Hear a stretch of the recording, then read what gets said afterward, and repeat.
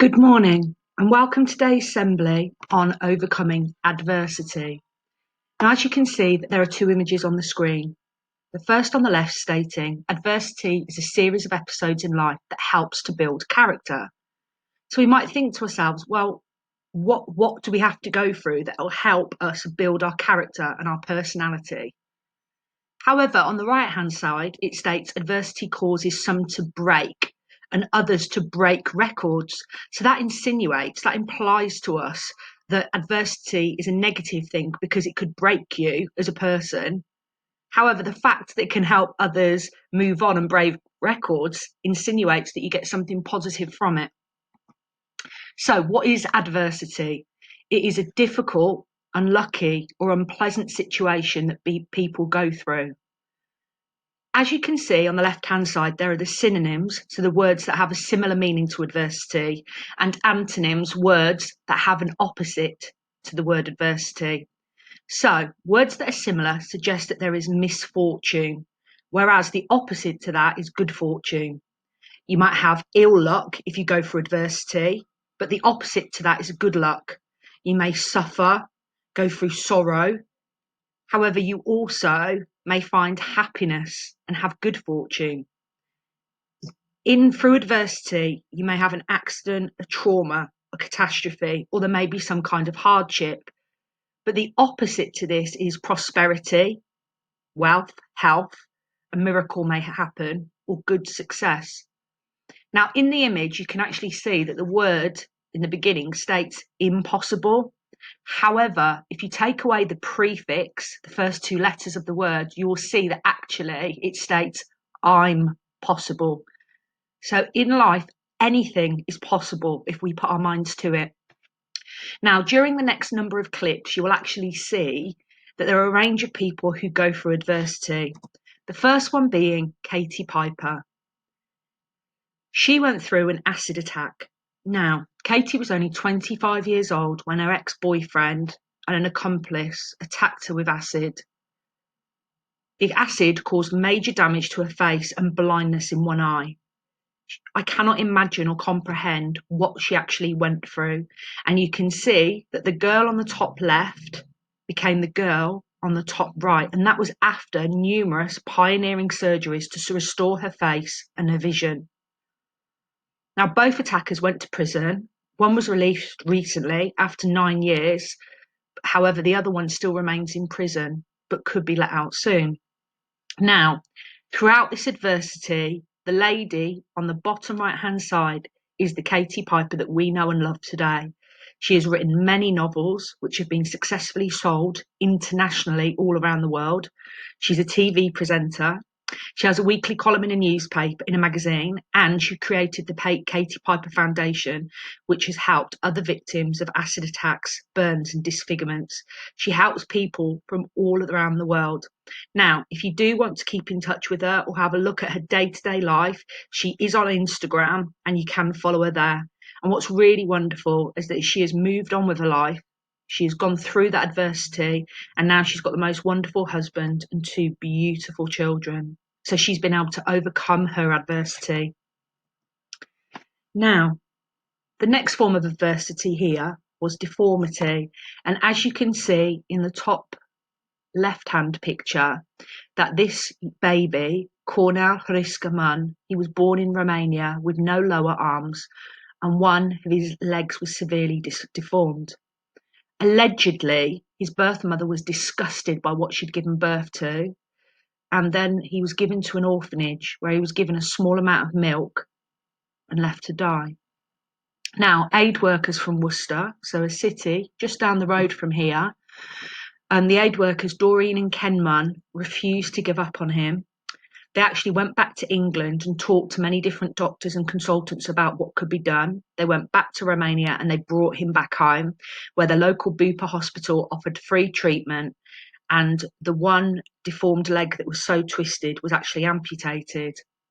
But what is incredible about Cornel is that these are the things that he actually achieved in his young life. He swam 1,000 metres in 45 minutes, raising over £4,000 for the Limbless Association Fund. At 6 years old, he tricycled 4 miles, raising over £8,000 to help a Romanian boy with leukemia. He's won a Pride of Britain award. He has founded his own charity, and he has studied philosophy and theology at Oxford University. If you'd like to see more about him, you can see him on his YouTube channel. But how incredible that something like being deformed has not stopped him or prevented him from doing incredibly well in life. Now, as you can see from the picture, the next person that we're focusing on is Stephen Hawking. Stephen was born in 1942 and died 2 years ago in 2018. Now, the adversity that he had to overcome was the fact that he had motor neuron disease. So this young man was absolutely incredible, and I cannot even comprehend what he has done and how intelligent he is. He was a theoretical physicist, a cosmologist, and an author who was director of research at the Centre for Theoretical Cosmology at the University of Cambridge. He actually went to Oxford University, however, first of all to study maths. However, after turning 21, he was diagnosed with ALS, which is a motor neuron disease. He became wheelchair bound and he couldn't communicate anymore through talking. So he learned to communicate with a computerized voice. Now, what MND does is it erodes the motor neurons, so the cells in the brain and the spinal cord that control muscular function. And what happens is it's so debilitating, you find it difficult or impossible for the person to walk, talk, speak, swallow, or breathe. Now, this incredible man, his studies actually helped to prove how the universe started, and his research of black holes and space-time theories challenged the work of other scientists, and he was known for discovering that black holes give off radiation, which is now known as Hawking radiation. Now, what I love in the image is the words that Stephen Hawking has stated. However difficult life may seem, there is always something you can do and succeed at. It matters that you just don't give up. I think that's a profound thing to say for somebody that had his physical abilities taken away from him. Now, this young man here, Chen Zhu, he lost both of his legs in a train accident at the age of 13. Following the accident, he began singing on the street for money. He shined shoes, he repaired electronics, and he sold newspapers. Now, today, at the age of 30, Chen Zhu is a mountain climber. He's an inspirational speaker and an advocate for the handicapped. So he's for handicapped people being able to do things that people may not ordinarily think they can do. He has climbed all 5 of China's great mountains, including Mount Tai, which he has climbed 11 times. And the stairway to the summit of Mount Tai consists of 7,200 steps. That is the equivalent to a building that has 514 stories. I can't climb 4 stories without getting out of breath, and this young man does it without the aid of 2 legs. Chen uses his arms to climb with a pair of homemade wooden boxes attached to his hands, which you can just about see in the bottom image. In China, he's regarded widely as a hero. He's travelled to over 700 towns and cities in China to perform over 3,000 street concerts. Now, that is absolutely incredible, which shows us that nothing should stop us. Now, I don't know if you recognise this young lady here. However, this is Princess Diana. She was the Princess of Wales. As you can see, however, that she died at a very young age, at the age of 36. She is the mother to Princes William and Harry. And the adversity that she went through was mental health. And this is what she states. I was unwell with postnatal depression, which no one ever discussed. And that in itself was a bit of a difficult time. You'd wake up in the morning feeling you didn't want to get out of bed. You felt misunderstood and just very, very low in yourself. When no one listens to you, or you feel no one's listening to you, all sorts of things can start to happen. For instance, you have so much pain inside yourself that you try and hurt yourself on the outside because you want help. But it's the wrong help you're asking for.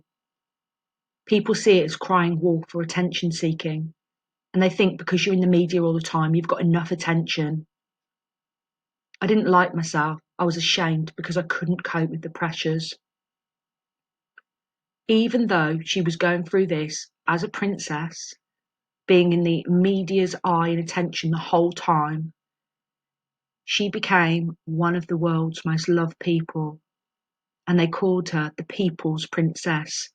She did huge amounts for charities, for organisations. She helped people with AIDS and HIV when no one else wanted to touch them. And she's done an incredible, huge amount at such a young age. So even though she was suffering from mental health, she used that adversity to help her support other people. Now, the next piece of adversity relates to myself and my life events. There is a caveat here. If you are squeamish, you do need to look away from the next slide, but I'll let you know when that comes up. On Sunday the 25th of October 2015 at 1:30, my two boys and I went for a walk around the pond at the Great Park in Rubery in Birmingham. So it's the one at the back of Colmer's School, near to the Gala Bingo. At that time, I was senior vice principal at a school, working between 70 to 80 hours a week. I would get to work for 7 o'clock in the morning, but I'd have to leave at 6 because it was over a 20-mile drive. But then I wouldn't get home until maybe between 7 and 8 at night.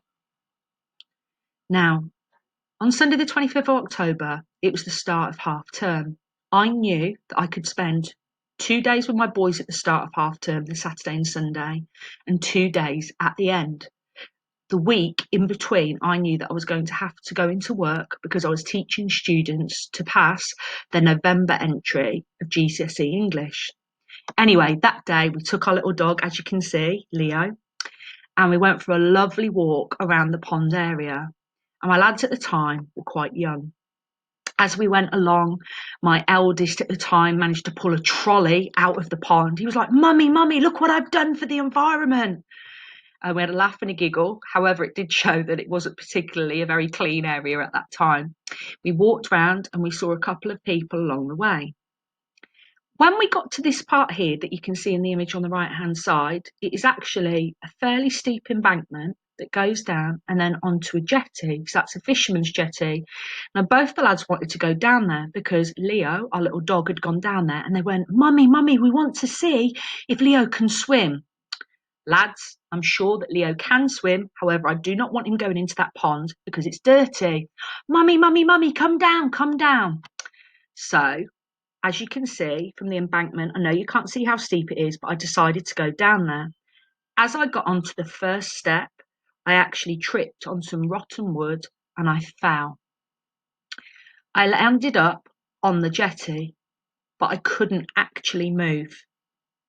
So I'm going to move over to the next slide now, but like I said, if you're squeamish, look away now. So what happened is I fell down the embankment and I landed on the jetty, but I couldn't move. I moved my right ankle, my right calf, and my right thigh, and I couldn't move. I moved my left ankle, my left calf, and my left thigh, and I couldn't move. I couldn't pull myself up, and I didn't know why. Well, as you can see from the images on the left-hand side, there are two poles that are sticking out of the ground. And as you can see from this, that one is dirty, and the one on the left-hand side is a bit of a deeper colour, and there's something on the end. Now, if you move on to the middle picture, what you can actually see on there is the piece of my skin around the top and fat and blood going down this steel pole. So what had happened is I'd been impaled on this steel pole, and that is the reason I could not move. Now, that was the adversity that I went through, but I was extremely lucky. As you can see the physical pain of what happened. It actually went through the top of my right thigh, but it didn't hit my femoral artery, so I didn't bleed to death. What happened was 3 paramedics and 3 firemen turned up at the scene because my eldest had ran off and got some help. Now, they had to use a circular saw to try and they were going to use a circular saw to try and remove me from it, but in the end, they managed to lift and rotate me off the pole. Now, as you can see from the two squeamish looking pictures there, that is where the pole had been inserted. And as you can see on the right hand side, 3 to 4 days later, that was when I'd actually had surgery. And I've now got approximately a 13 centimetre scar in this side of my leg. Now, what has actually come out of this? I was at home convalescing, and it made me actually realise that I was enjoying my time at home.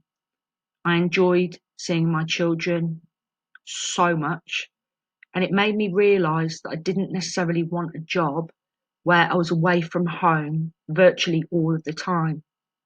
So therefore, the adversity that I went through helped me to see, it was actually like a silver lining, and it helped me to see all the positives. I ended up getting a different job where I could see my children more often, and I had a better work-life balance. So through this adversity, lots of changes came about. So, overcoming adversity. Firstly, you need to have the right mindset.